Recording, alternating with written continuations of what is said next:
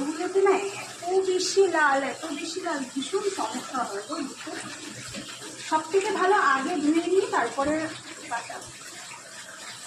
দেখো তোমাদের তো বললামই আজকে সয়াবিন দিয়ে ডিম দিয়ে করবো। তো অনেকদিন এভাবে খাওয়া হয় না, মানে সেদ্ধ ডিম দিয়ে বেশি খাওয়া হয়, এভাবে খাওয়া হয় না সাধারণত। তো ভাবলাম যে আজকে তাহলে একটু এইভাবে করা যাক। দেখো তেল গরম হয়ে গেছে, এদিকে তেলটাও গরম হয়ে গেছে। এগুলো করিও নি তাড়াহুড়োর মধ্যে, জানো তো কোনো কাজই দেখবো ভালো হয় না। গোটা গরম মশলা সম্বরা দেবো, আর হচ্ছে জিরে সম্বরা দেবো।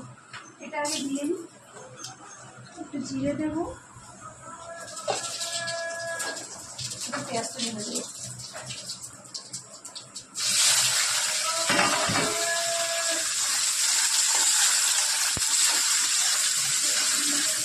অনেক দিনকারই এভাবে করছি, কারণ বেশিরভাগই সেদ্ধ ডিম দিয়ে আমাদের খাওয়া হয়। আমাদের এভাবে খাওয়া মানে অমলেট করে খাওয়া হয় না। তো দেখো এইগুলো সব অমলেট করে রেখেছি।